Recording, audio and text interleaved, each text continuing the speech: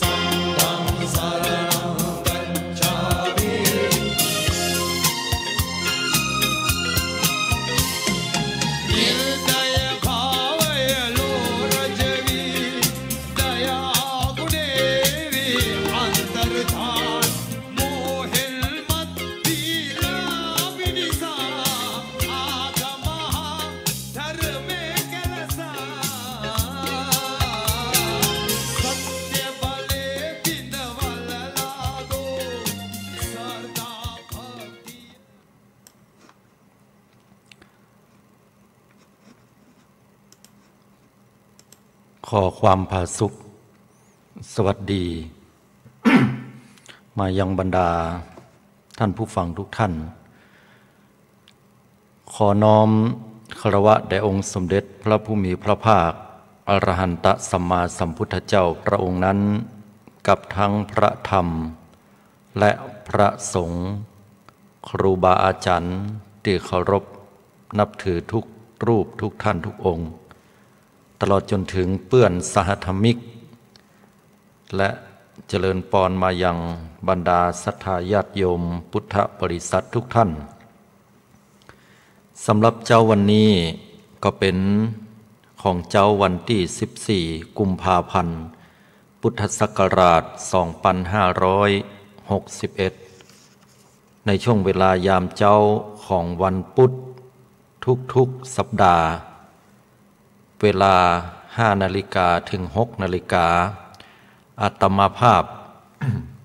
พระอนาลัยอนาลโยก็ได้นำเอารายการใต้ร่มพระรัตนตรัย ซึ่งได้มาปะกับบรรดาศรัทธาญาติโยมพุทธบริษัทเหมือนเช่นทุกๆครั้งที่ผ่านมา096 912 5158 096 912 5158เป็นหมายเลขโทรศัพท์ที่บรรดาศรัทธาญาติโยมพุทธบริษัทจะได้โทรเข้ามาร่วมรายการอูจาปราศัยกันว่าได้รับฟังอยู่ก่อเป็นอย่างใดมีคลื่นชัดเจนหรือจะถวายกำลังใจแสดงกำกึดกำหันหรือว่าถามคำถามอื่นใดนั่นก็เจริญพรเรียนเชิญกันได้ในช่วงเวลาท้ายๆรายการที่จะได้เปิดโอกาสให้กับบรรดาศรัทธาญาติโยมต่อไปหมายเลขโทรศัพท์096 912 5158แห่มครั้งหนึ่งเนาะ096 912 5158โทรมามาจามาถวายกำลังใจให้กันและกันได้เนอะศรัทธาญาติโยมทั้งหลาย อย่างที่บอกไปเนาะว่าวันนี้นั่นเป็นวันที่14กุมภาพันธ์2561 ช่วงของวันที่14กุมภาก็เป็นที่ฮู้กันโดยนัยยะว่าเป็นวันแห่งความรักหรือว่าความฮักที่จะมอบให้แก่กันในวัยหนุ่มสาวในวันที่14กุมภานั้นก็มีความเป็นมาเป็นไปซึ่งก็บ่ได้เกิดขึ้นในพุทธศาสนาของเฮาขณะเดียวกันก็ปรากฏว่าไปเกิดขึ้นเป็นของคริสตศาสนาหรือว่าพี่น้องคณะศรัทธาหมู่เจ้าคริสต์ทั้งหลายที่ได้เปิ้นถือปฏิบัติเป็นธรรมเนียมประเพณีของเปิ้นมาโดยตลอดที่นี้ที่ได้อู้ถึงนั้นก็เพราะว่ามีประวัติความเป็นมาในวันนี้ให้บรรดาท่านทั้งหลายได้รับรู้รับทราบเหตุสักเล็กน้อยเพื่อที่จะได้รู้ว่าวันวาเลนไทน์นั้นวันแต่มันเป็นมาอย่างใดและความฮักของเปิ้นกับความฮักของหมู่เฮาเจ้าพุทธนั้นเป็นความฮักแบบไหนทั้งนี้ก็เพื่อที่จะได้นำเอาหลักธรรมคำสอนในต่างพระพุทธศาสนาไปประยุกต์ใช้บ่ว่าจะเป็นความฮักในด้านคริสตศาสนาก็ดีบ่ว่าจะเป็นความฮักในด้านพุทธศาสนาก็ดีหรือความฮักที่เกิดขึ้นในศาสนาอื่นใดบนโลกใบนี้ที่นำพาให้เกิดความสุขความเจริญพาให้เกิดสันติสุขพาให้เกิดมิตรภาพพาให้เกิดความเป็นพระดรภาพความฮักนั้นก็ถือว่าเป็นความฮักที่ดีงาม ประวัติความเป็นมาของวันวาเลนไทน์นั้นหลายคนหลายท่านก็บอกเคยได้ยินได้ฟังมาก่อนเพราะว่าเป็นเรื่องราวที่เกิดขึ้นโดยเฉพาะกลุ่มของนักบวชทั้งหลายของคริสตศาสนาเปิ้นได้กล่าวกันไว้เจ้าคริสต์นั้นเปิ้นก็จะฮู้จักกันดีแต่ปรากฏว่าจะใดถึงได้มาบังเกิดขึ้นกับหมู่เฮาเจ้าพุทธตัวนั้นหรือว่าคนไทยเฮาก็เพราะว่าคนไทยของเฮานั้นรับเอามาหมดทุกอย่างอันสิ่งที่คิดว่าเป็นสิ่งที่ดีงามเฮาก็เอามาปรับใช้ในชีวิตประจำวันของเฮาฉะนั้นเฮาควรที่จะได้รู้ความเป็นมาของวันวาเลนไทน์ตัวเช่นเดียวกันเพราะว่าถ้าเฮาเข้าใจแล้วเฮาก็จะรู้ว่าความฮักที่เฮาจะฮื้อนั้นควรที่จะฮื้อภายอย่างใดพ้องบ่ใช่เป็นความฮักระหว่างหนุ่มสาวแต่เพียงอย่างเดียวและความฮักระหว่างหนุ่มสาวนั้นก็เป็นที่มาของสิ่งที่จะนำให้เกิดครอบครัวฐานะและความเป็นอยู่ต่างๆ ประวัติความเป็นมาของวันวาเลนไทน์นั้นก็เปิ้นได้กล่าวไว้ได้อู้ถึงหลายที่หลายแห่งด้วยกันก็ปาตั้นทั้งหลายย้อนกลับไปในยุคสมัยเก่าก่อนเดิมเปิ้นบอกไว้ว่าในประเทศอิตาลีกรุงโรมนั้นสมัยหนึ่งยุคหนึ่งตะก่อนก็ในช่วงของการปกครองของจักรพรรดิคลอดิอุสที่สองของกรุงโรมได้เกิดสงครามอยู่หลายครั้งหลายหนด้วยกันมหากษัตริย์คลอดิอุสเองก็ประสบปัญหาในการที่จะต้องการที่จะพัฒนาบ้านเมืองตลอดจนถึงล่าอาณานิคมต่างๆอันเป็นที่ส่วนแห่งไกลและไกลออกไปทำศึกสงคราม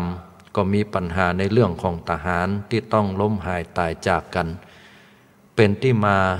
ของคำว่าเสาะหาบรรดาบุรุษหนุ่มๆต่างๆนั้นเพื่อจะมาทดแทนคนที่ตายล้มหายตายจากกันไปกล่าวกันว่าพวกชายในโรมันหลายคนนั้นบ่ต้องการที่จะจากครอบครัวอันเป็นที่ฮักของตัวเก่าไปเวลาได้จากกันก็เป็นน้ำหูน้ำตาอดที่จะเป็นห่วงเป็นใยกันบ่ได้ก็อย่าฮื้อพระเจ้าจักรพรรดิคลอดิอุสนั้นเมื่อประกาศในอันที่จะเสาะหาแสวงหาละอ่อนหนุ่มก็บอกให้มีไผตกลงปรงใจสมัครมาได้ ก็เลยออกกฎระเบียบในอันที่จะนำปลาให้คนทั้งหลายนั่นที่เป็นพ่อชายหนุ่มได้ไปรับใจจาดในการนี้ก็มาหันว่าบุคคลผู้ที่เฝ้าปองหลงไหลอยู่กับครอบครัวนั้นส่วนหนึ่งก็มาจากการที่ชายหนุ่มและหญิงสาวเหล่านั้น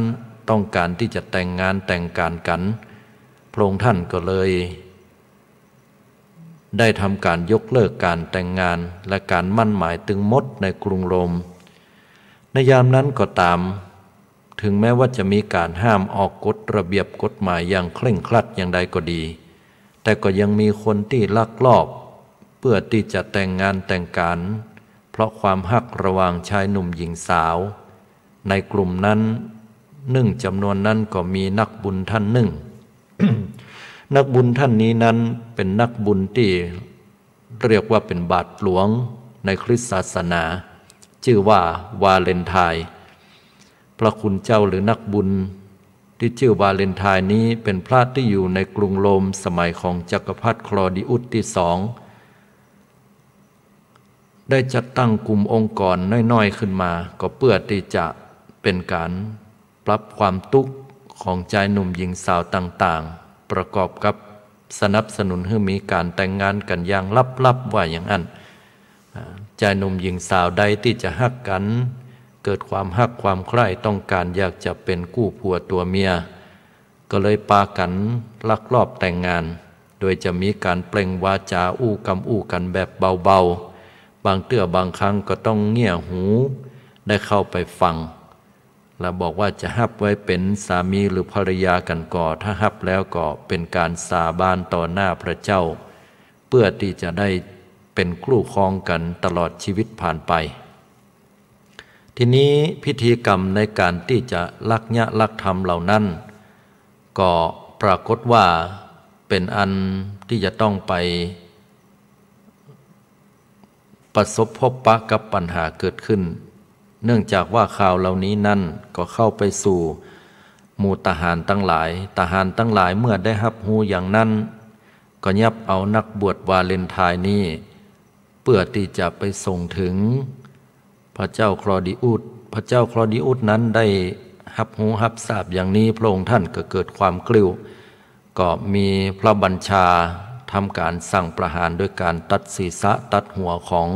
นักบวชวาเลนไทน์ให้ตายลงไปอย่างนี้บรรดาคนทั้งหลายเหล่านั้นก็เลยมาล่ำเปิงระลึกนึกถึงการจากไปของผู้ที่ชื่อว่านักบวชวาเลนไทน์ซึ่งคนทั้งหลายประชาชนต่างๆนั้นก็เกิดความฮักความอาลัยในตนตัวของนักบวชวาเลนไทน์จึงเป็นที่มาของคำว่าการที่จะระลึกถึงบุคคลผู้ที่ล่วงลับดับขันไปคือนักบวชวาเลนไทน์นี้ก็จัดขึ้นในวันที่14กุมภาเป็นวันวาเลนไทน์เช่นเดียวกันคือตรงกับวันที่นักบวชวาเลนไทน์ได้มรณภาพไปนั่นเองอันนี้เป็นที่มาแบบประวัติหรือว่าห้องว่าเป็นตำนานที่เกิดขึ้นผูกขึ้นไว้ณที่นี่ก็เพื่อที่จะให้หันความเป็นมาเป็นไปว่าวันวาเลนไทน์ที่แท้จริงนั้นเป็นการระลึกถึงผู้ที่มีส่วนร่วมหรือต่อต้านต่อสู้ในสิ่งที่เกิดกระบวนการของความอยุติธรรมเกิดขึ้น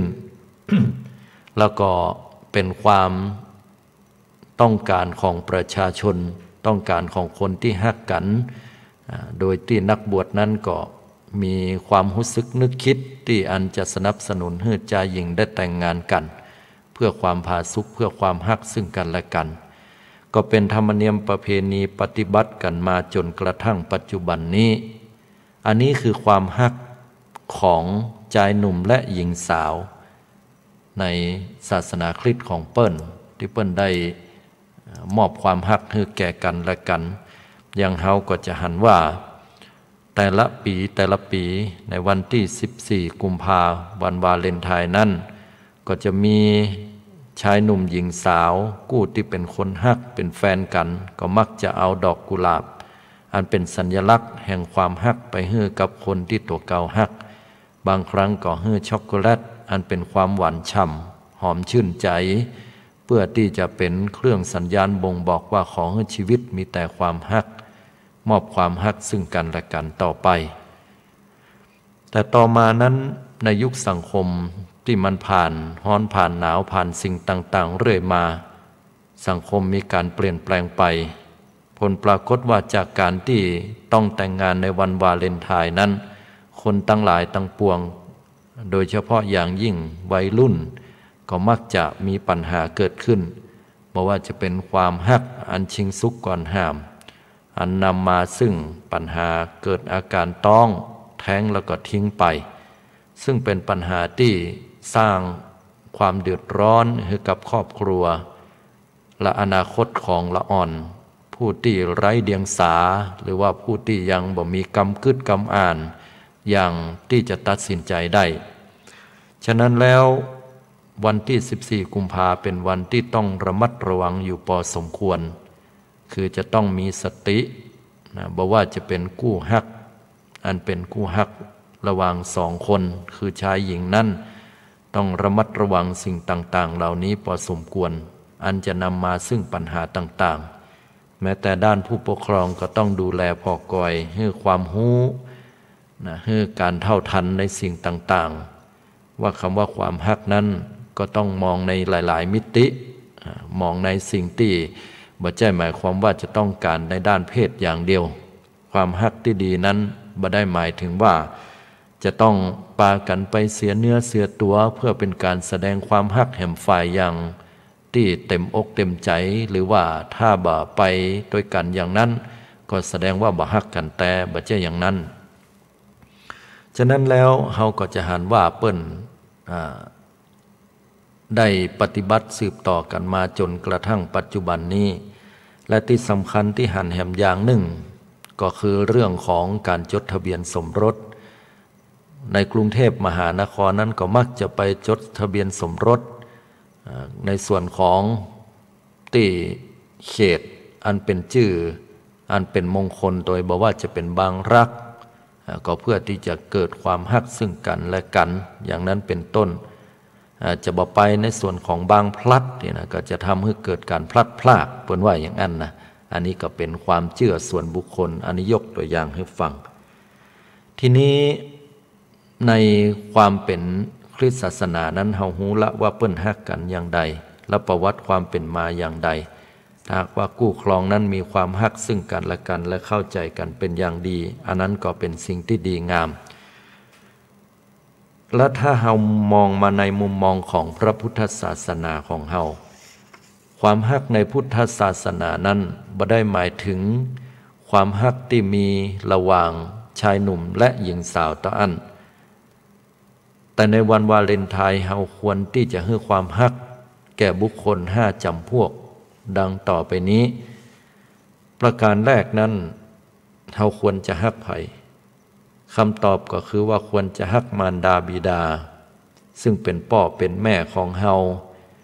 เพราะว่าพ่อแม่นั้นพุทธศาสนาของเฮาบอกว่าเป็นพระพรหมของลูกก็คือว่าพระพรหมนั้นมีสีหน้า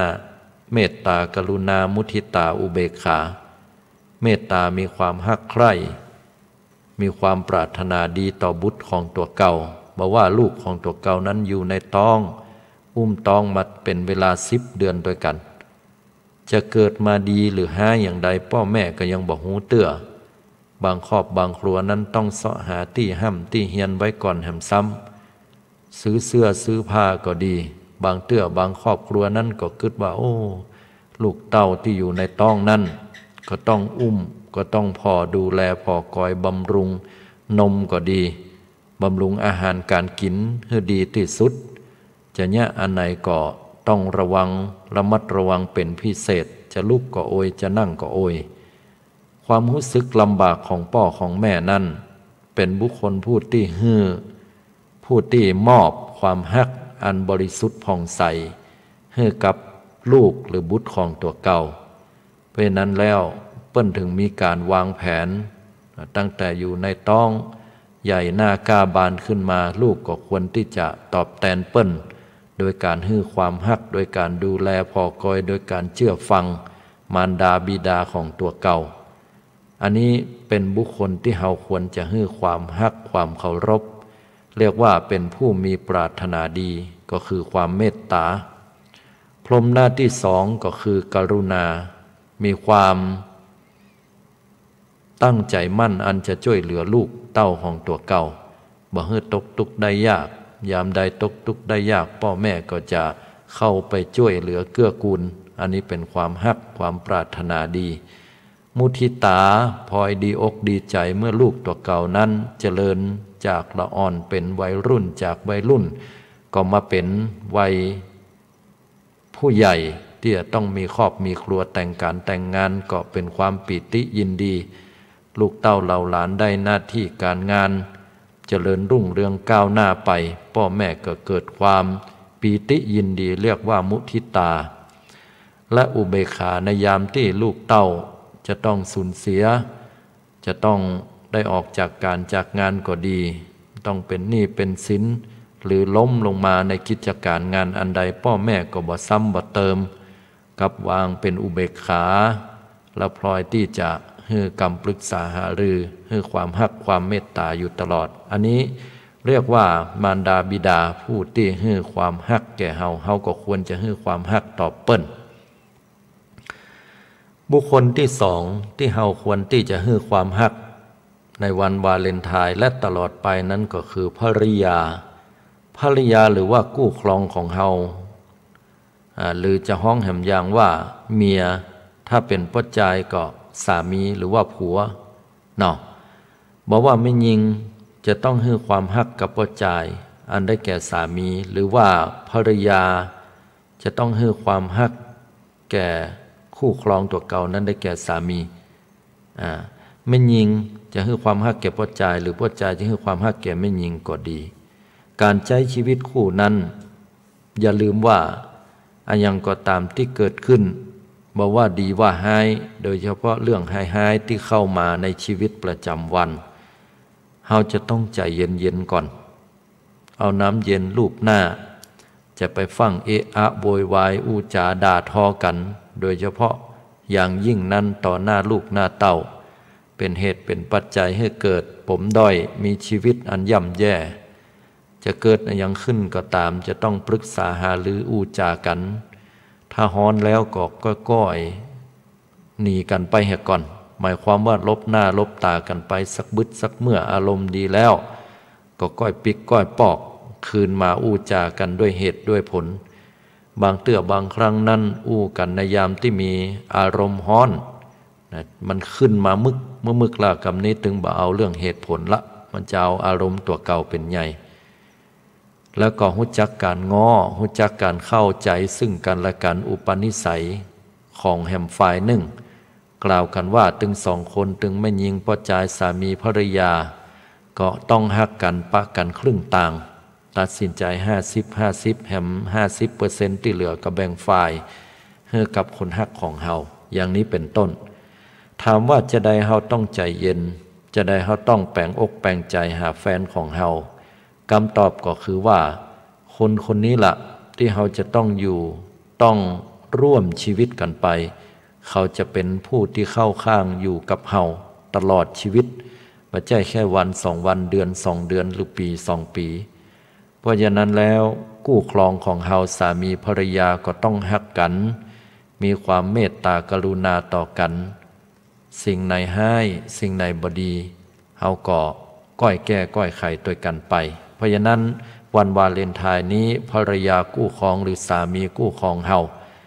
ก็ควรที่จะให้ความฮักซึ่งกันและกันทนุถนอมน้ำอกน้ำใจกันไป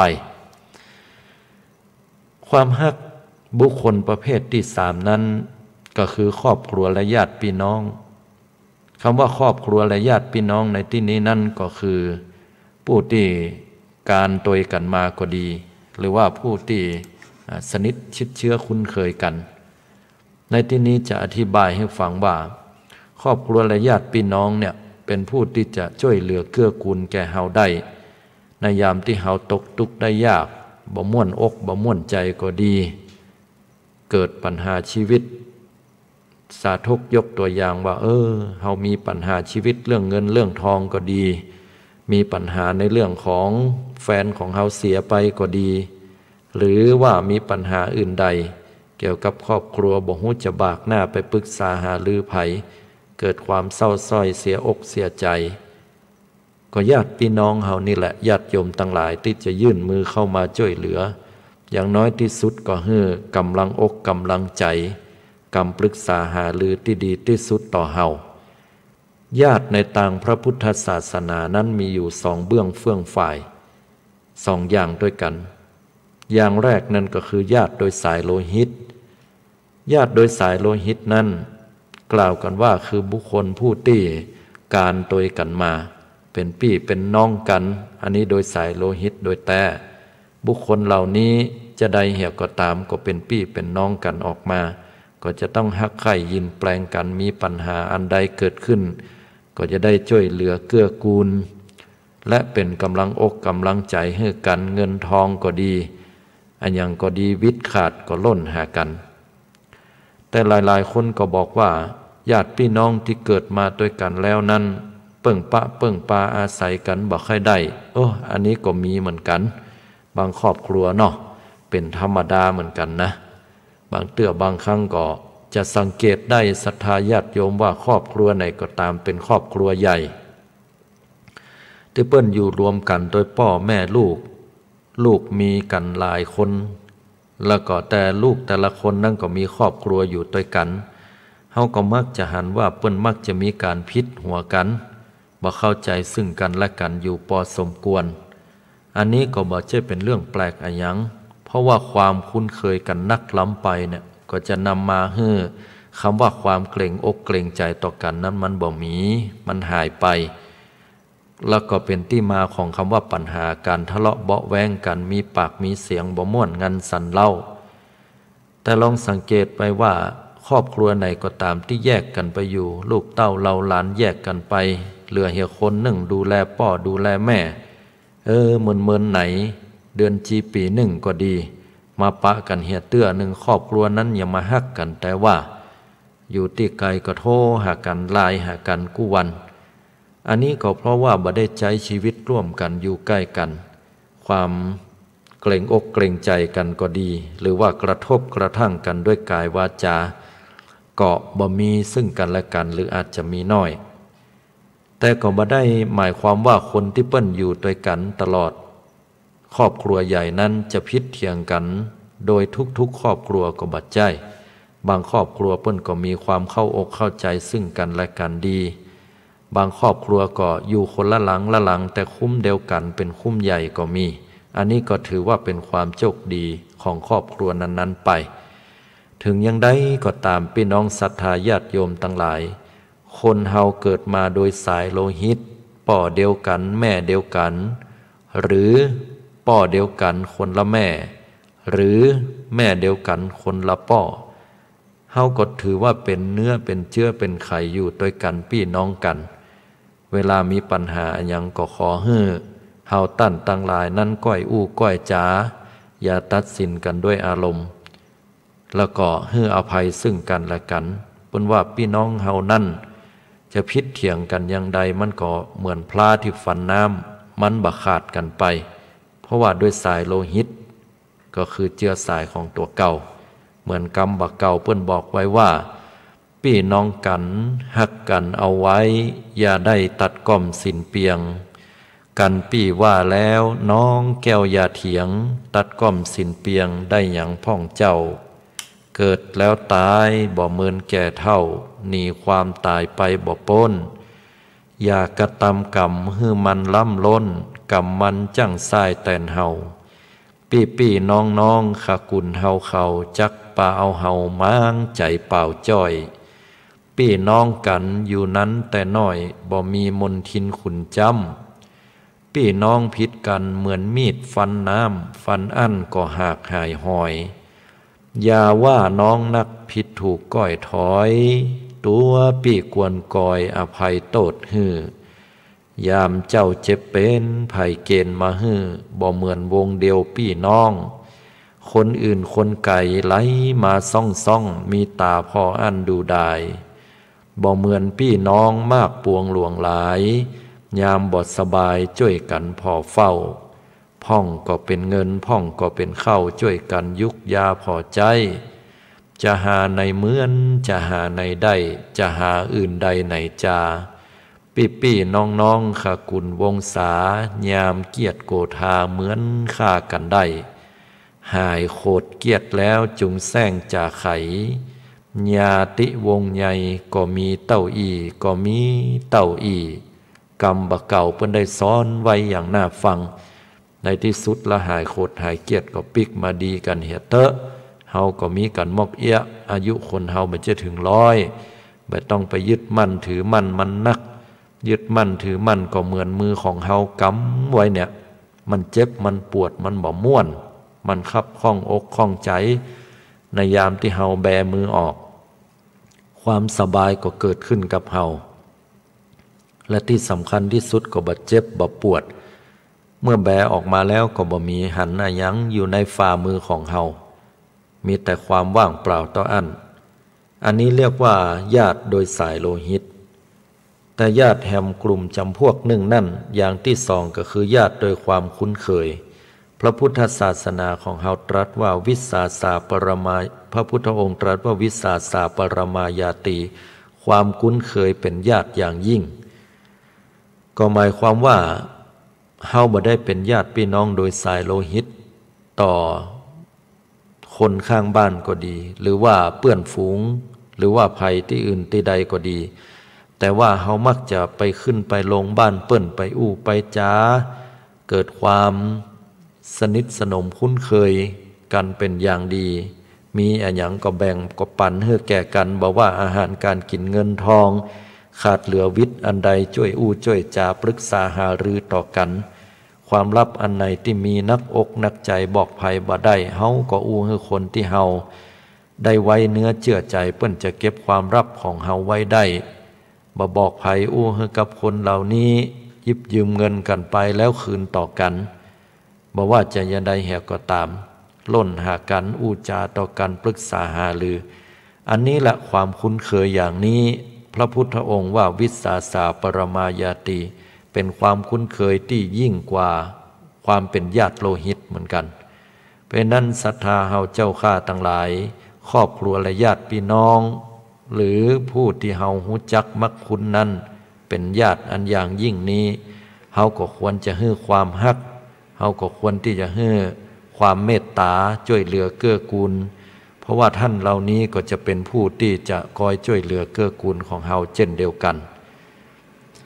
บุคคลประเภทที่สี่เฮาควรที่จะให้ความฮักเปื้อนฝูงฮักเปื้อนบ้านฮักเปื้อนร่วมงานหัวหน้างานลูกน้องก็อย่าลืมว่าควรที่จะให้สิ่งดีๆท่านทั้งหลายเหล่านี้เพราะว่าเปื้อนฝูงของเฮาก็จะต้องได้คบได้หาสมาคมกัน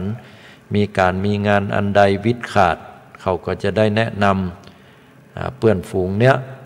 หรือเปื้อนข้างบ้านคนข้างบ้านเฮามีอะไรยังก็จะเอิ้นหากันมีการมีงานบางเตื้อกินแขกแต่งงานทรงสการตานคาบยามที่เฮาบัดสบายยามที่เฮาเป็นเว้ยนั่นน่ะข้างบ้านเปิ้นได้ยินเปิ้นก็จะปากันลุกเปิ้นจะปากันมาพอมีรถมีลาช่วยกันขับไปส่งหงยุกหงยาในยามค่ำยามคืนตี 1 ตี 2ก็ดีหรือแม้แต่เพื่อนร่วมงานกันต้องมีความสมัครสามัคคีมีความฮักให้กับเพื่อนของเฮาเอื้อเฟื้อเผื่อแผ่ช่วยเหลือเกื้อกูลในด้านคำปรึกษาบ่ปิดบังบ่อำพรางไว้ในข้อมูลสิ่งที่จะเป็นประโยชน์ต่อเพื่อนให้ความเคารพฮักต่อหัวหน้างานให้ความฮักต่อลูกน้องของเฮาเสมอเหมือนกันบ่ฮักอันยิ่งอันย่อนกันไปอันนี้แหละก็จะเป็นที่มาให้เกิดความฮักอันตอบมาให้เฮาอย่างน้อยที่สุดเฮาให้อย่างอื่นเปิ้นบ่ได้ก็ควรที่จะให้ความฮักที่ฮ้องว่ารอยยิ้มอันพิมพ์ใจเพราะรอยยิ้ม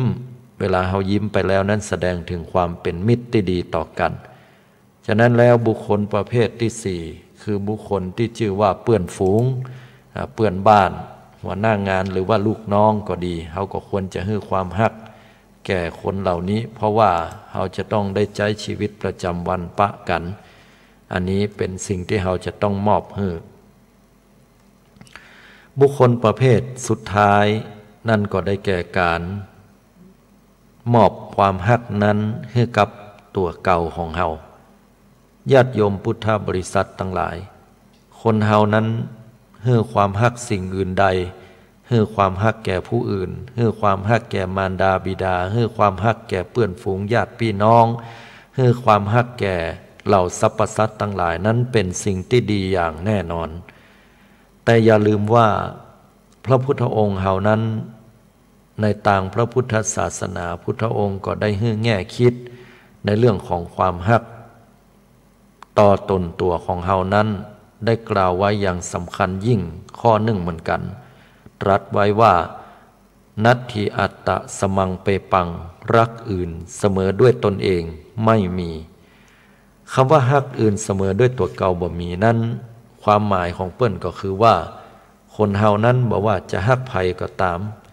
สาธกยกตัวอย่างว่าเฮาฮักแฟนของเฮาถ้าบ่จ่ายก็ฮักไม่ยิงไม่หิงฮักบ่จ่ายหรือว่าเป็นเพศที่สามเปิ้นฮักแฟนของเปิ้นอันนั้นอย่างใดก็แล้วแต่ถ้าเฮาเกิดการฮักใคร่ชอบปอไผขึ้นมาแล้วเฮาก็จะบอกว่าชีวิตทั้งชีวิตเฮาก็สามารถที่จะมอบให้กับคนที่เฮาฮักได้แต่ก็แปลกอกแปลกใจว่าคนที่เฮาฮักเนี่ยปรากฏว่าเขานอกใจแล้วไปมีคนใหม่และตัวเฮาแทนที่จะดีอกดีใจว่าโอ้ตัวเก่าไปเตอะไปมีความฮักกับคนอื่นเฮาขอแสดงความดีอกดีใจตัวเพราะแฟนของเฮาไปมีความสุขถ้าอย่างนี้แสดงว่าเฮาฮักเขานักกว่าเฮาฮักคนฮักเฮาเนี่ยนักกว่าตัวเฮาแน่นอนแต่มันไม่ใช่อันญาติโยมทั้งหลายปัญหาที่เกิดขึ้นบอกว่าการฆาตกรรมก็ดีชิงลักฮักสวาทกันก็ดีเกิดขึ้นก็เพราะว่าพิษฮักพิษของความรักนั่นนะเพราะเนื่องจากว่าคนที่เฮาไปฮักก็ดีนะได้ปั่นใจไปให้กับบุคคลอื่นเฮาก็เกิดความฮ้อนใจขึ้นเกิดความบ่ม่วนงันละนะเกิดเต้นพังเผาพังขึ้นมาด้วยอำนาจแห่งความโกรธไปแบ่งใจให้คนอื่นอย่าใดอย่างมาบ่ฮักฆ่าให้คนเดียวว่าอย่างนั้นก็อันนี้ก็เพราะอะไรอย่างเพราะเฮาต้องการให้คนที่เฮาฮักเนี่ยเป็นคนซื่อสัตย์ต่อตัวเฮาเพียงคนเดียวบ่ปั่นใจไปให้คนอื่นบ่อยากให้คนที่เฮาฮักเนี่ยทำร้ายจิตใจตัวเฮาก็แสดงให้เห็นว่าเฮาเนี่ยฮักตัวเก่านักกว่าคนที่เฮาฮักแปลง่ายๆคือฮักเฮาฮักตัวเก่าเนี่ยนักกว่าแฟนเฮาถ้าบ่อั้นแล้วเฮาหันแฟนเฮาไปมีใหม่เฮาจะต้องดีใจกะมันก็โอ้ดีละตัวเฮ้ยไปเตอะไปมีไผก็มีเตอะเป็นความฮักเป็นความชอบใจพอใจของตัวเก่าข้าขอดีใจตัวอย่างนี้ถึงจะถูกแต่นั้นมันบัดใจเพราะฉะนั้นแล้วความฮักอื่นใดจะฮักต่อตัวเก่าเฮาบ่มีแต่อย่างเนี่ยก็บ่ได้หมายความว่าพุทธศาสนาสอนให้คนเฮานั้นเห็นแก่ตัวเพียงแต่ว่าการฮักตัวเก่านั้นต้องฮักที่ถูกต้องคือว่าเฮาจะต้องมอบความฮักให้กับคนอื่นถ้าเฮามอบความฮักให้กับคนอื่นคนอื่นก็จะมอบความฮักคืนมาให้กับเฮานี่เป็นการทำทิศป้องกันอันนี้ถือว่าฮักตัวเก่าอย่างถูกต้องแท้จริงถ้าเฮาจะฮักพ่อฮักแม่ก็แสดงว่าเฮามีความกตัญญูกตเวทิตาธรรมเป็นการตอบแทนคุณเปิ้นเฮาจะฮักเพื่อนฮักฝูงแหมน้อยเพื่อนฝูงก็จะฮักเฮาเวลามีอะไรหยังก็จะช่วยเหลือเกื้อกูลเฮาฮักแฟนของเฮาก็แสดงว่าแฟนก็จะตั้งฮักตอบฮักแทนเฮาฮักเราสรรพสัตว์ทั้งหลายเป็นเมตตาเราสัตว์ทั้งหลายก็ฮักเฮาเหมือนกันอย่างนี้เป็นต้นเพราะนั้นคนที่ฮักตัวเก่านั้นก็จะต้องฮักคนอื่นให้ถูกต้องและเข้าใจดีเพราะความฮักเหล่านี้นั้นเป็นความฮักที่บัดเจือไปด้วยราคะบัดเจือด้วยราคะเป็นความฮักแบบเมตตาจะได้เหตุก็ตามความฮักที่เป็นแบบชายหนุ่มหญิงสาวหรือความฮักแบบเมตตานั้นก็ถือว่าเป็นความฮักที่จะต้องอาศัยความถูกต้องความดีงามตามหลักของศีลธรรมอันนั้นก็จะประคับประคองความฮักนั้นหรือนำพาให้เกิดความผาสุกแก่บุคคลผู้ที่จะมอบความฮักให้ผู้อื่นได้ในทางพุทธศาสนานั้นการฮักตัวเก่า เปิ้นบอกว่ามีหลักที่จะต้องเข้าใจอยู่4ประการ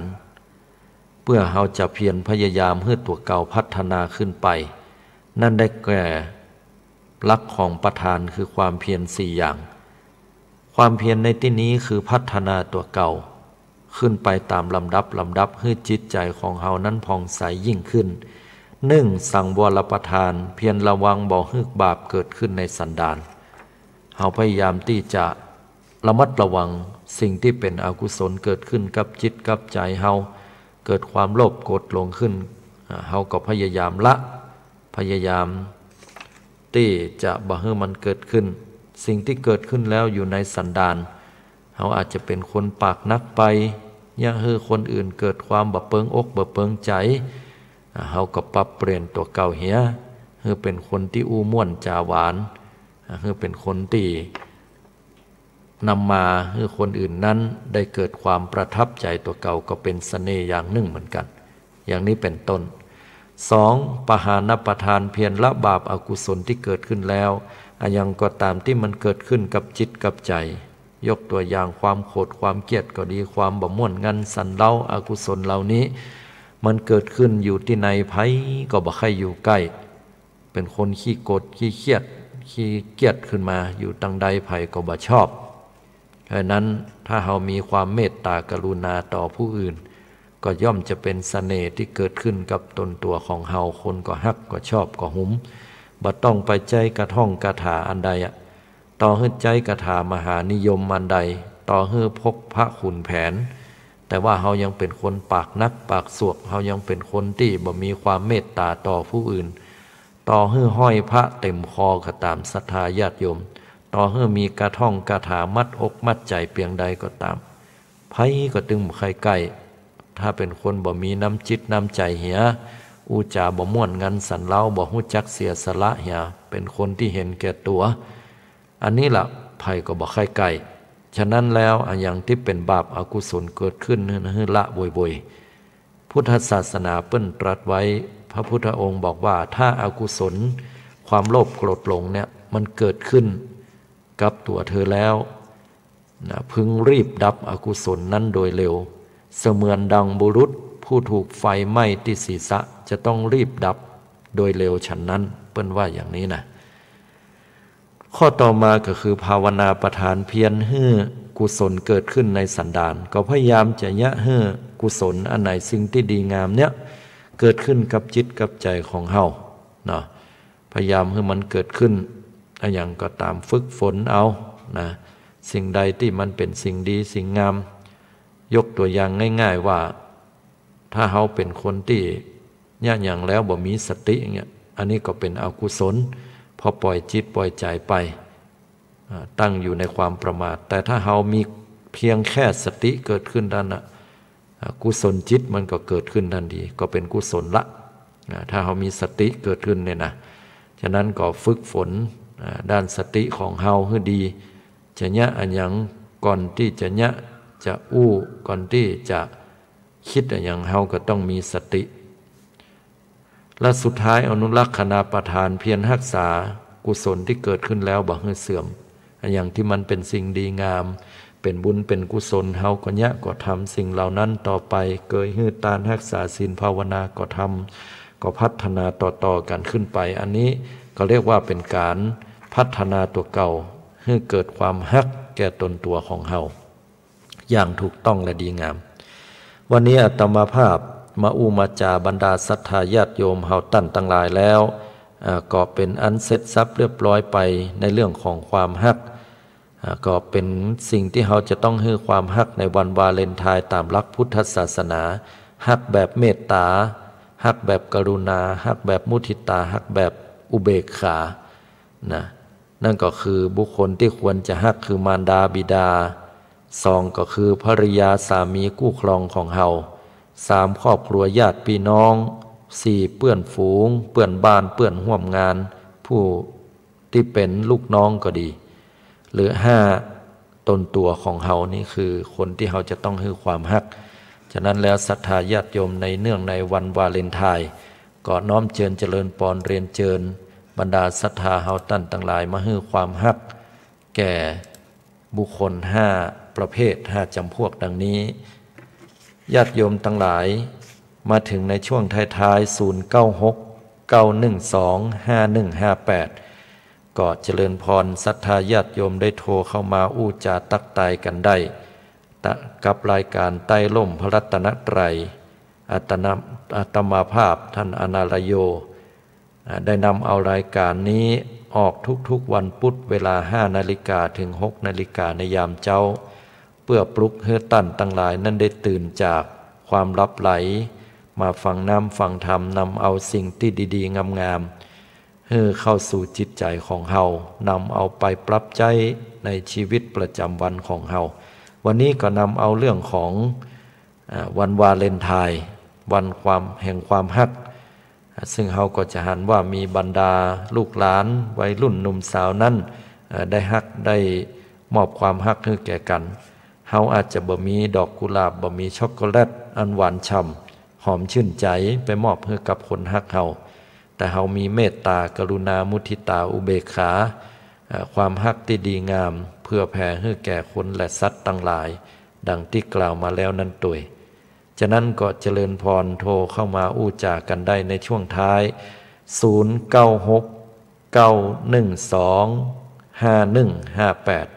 0969125158โทรกันมาอู้จากันได้เน้อฟังที่ไหนฟังชัดเจนดีก็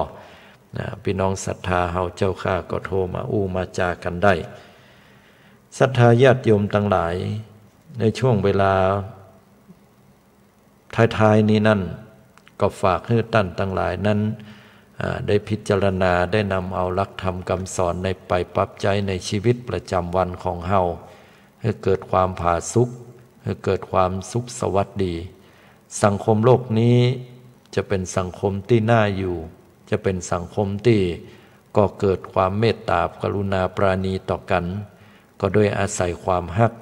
และความฮักนั้นจะเป็นความฮักที่ดีงามเมื่อเป็นความฮักอันประกอบไปด้วยเมตตากรุณาตอนนี้มีสายโทรเข้ามาแล้วเนาะขออนุญาตรับสายกับศรัทธาญาติโยมโดยก่อนเนาะเจริญปอนโอ้ไหว้สาเจ้าท่านแม่ฟังอยู่นะแม่กำลังนึ่งเข้าจะไปวัดอ่ะเจ้าวันเนี้ยอ๋อนึ่งเข้าไปวัดวันนี้เป็นวันศีลเนาะโยมเนาะอยู่ตังใดจ้าวันนี้เป็นเดือนดับหมูเนาะแม่นละอยู่ตังใดจ้าเนี่ยปากกล้วยสุพรรณเจ้าฟังตลอดเจ้าอ๋อปากกล้วยสุพรรณเนาะฟังตลอดเนาะโอ้อนุโมทนาฟังผู้โดนผู้องค์อ่ะฟังเก้าหกห้องยังห้องเนี่ยฟังข่าวห้องเนี่ยแม่นละสลับกันไปได้ความรู้เนาะแต่ละตนแต่ละองค์เพิ่นก็ได้แนวนำความรู้ในทางพระพุทธศาสนาเหตุการณ์ปัจจุบันมาประยุกต์ใจบอกกล่าวเฮาได้ฟังชัดเจนชื่นอกชื่นใจเป็นบุญนะเจ้าใช่ละเนาะวันนี้วันวาเลนไทน์จะไปมอบดอกไม้ให้ไผก่อดอกไม้อ่ะบัลลังก์วันนี้ดอกไม้เขาอ่ะอันจ้ะเอาดอกไม้ไปไหว้พระเจ้าดีกว่าได้เจ้าดอกไม้ไปไหว้พระเจ้าให้แก้วทั้ง3แก้วแม่นละได้บุญได้กุศลเนาะแต่อย่าไปลืมเอาดอกไม้แห่งความฮักมอบให้แก่สรรพสัตว์ทั้งหลายแก่เรามนุษย์ทั้งหลายสัตว์ทั้งหลายตัวเนาะจะได้เกิดความผาสุกเนาะอนุโมทนาไหว้หลายที่นะเจ้าในวัดเพิ่นมีของที่ไหว้นะเจ้าดีละอนุโมทนาสาธุตัวโชคดีโชคดีเนอะอนุโมทนาที่โทรมาเนาะสาธุสาธุอันนี้ก็พี่น้องคณะศรัทธาตังปักกล้วยสุพรรณเนาะได้โทรมาอู้มาจาวันนี้ก็เป็นวันศีลตัวนะวันศีลดับหนเปิ้นก็จะได้ไปวัดไปว่าบัดเดี๋ยวนี้ก็เวลา 5:50 น.พี่น้องศรัทธาญาติโยมที่อยู่ตามใกล้ตามหิมจิมไกลหรือที่ไกลออกไปได้ฟังรายการสถานีวิทยุ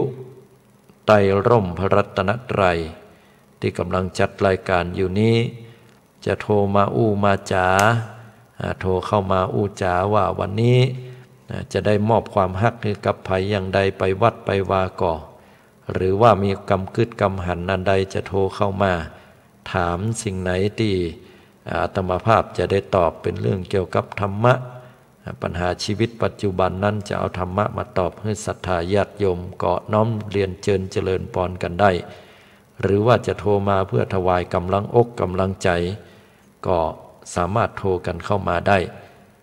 อันนี้ก็ขออนุโมทนากับบรรดาศรัทธาญาติโยมตั้งหลายไว้ณที่นี่ตัวเนาะวันนี้เป็นวันศีลวันธรรมพี่น้องศรัทธาก็ปากันกะเกียมดอกไม้ทูบเทียนมาลาของหอมต่างๆเพื่อที่จะไปไหว้พระนบธรรมเพื่อที่จะไปวัดไปวาไปสักการะ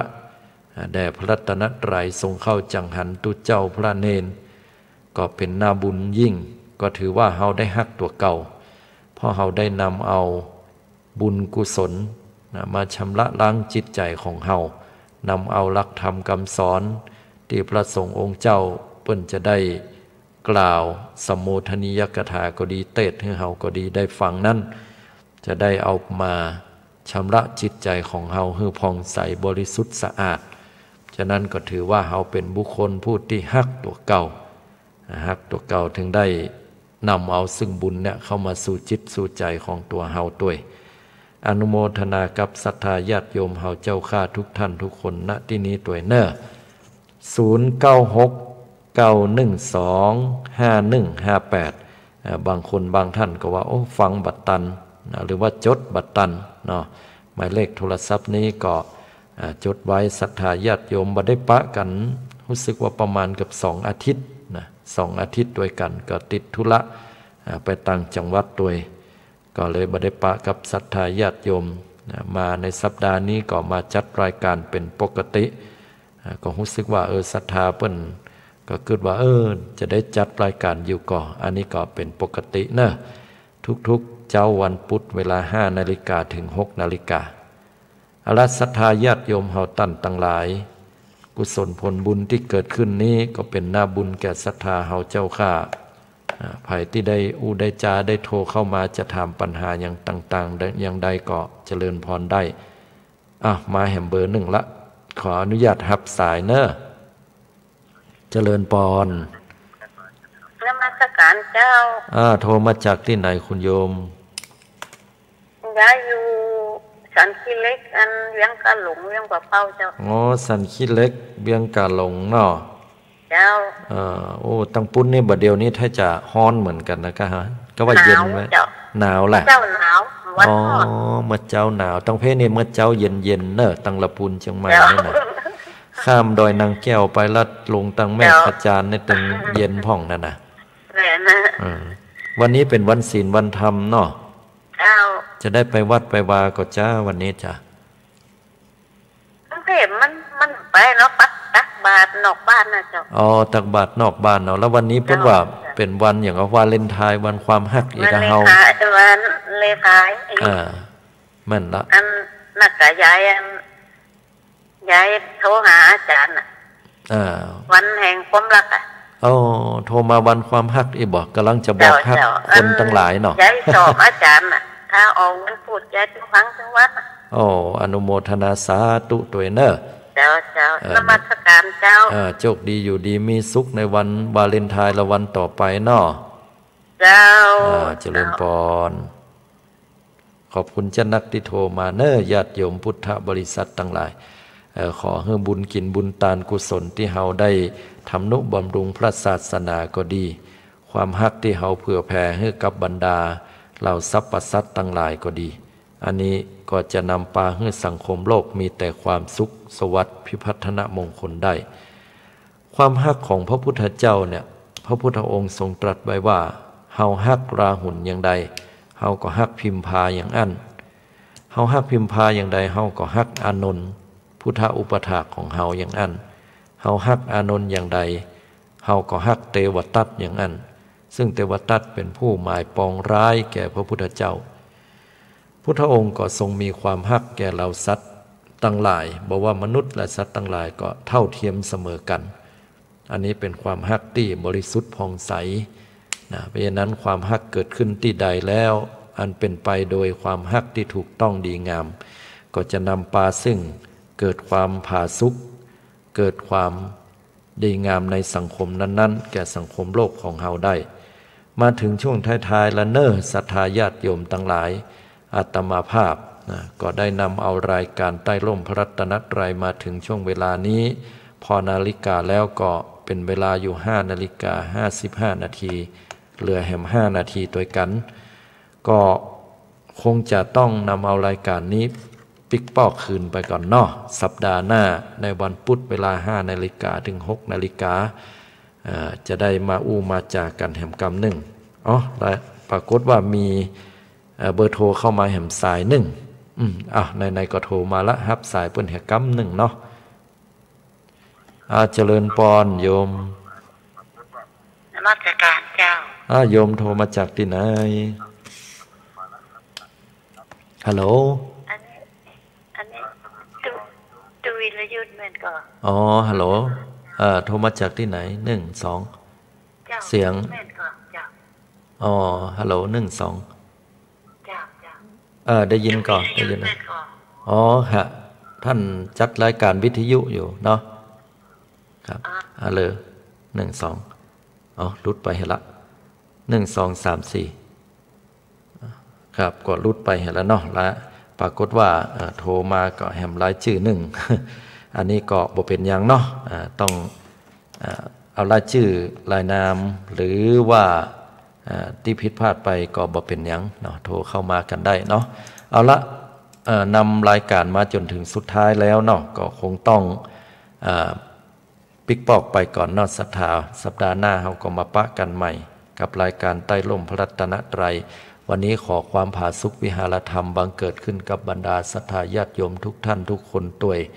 ให้มีความสุขให้มีความเจริญยิ่งขึ้นไปทุกท่านทุกคนขอบุญกรรมบุญจูอยู่ดีมีสุขอยู่ให้มีใจไปให้มีโชคให้ท่านทั้งหลายเจริญด้วยอายุวรรณะสุขภละทุกท่านทุกคนได้ดวงตาเห็นธรรมถึงฝั่งแห่งมรรคผลนิพพานจงทุกประการนั้นจงจักมีอายุวันโนสุขังพลังเน้อ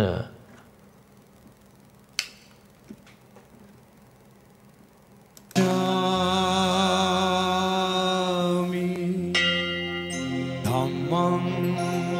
สรณังกัจฉามิสังฆังสรณังกัจฉามิโอเบรากีมนาแคลัมเบโด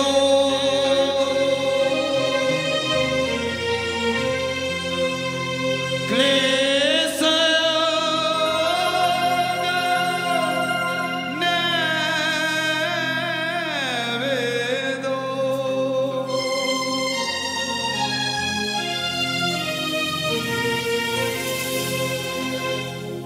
โอเบรากี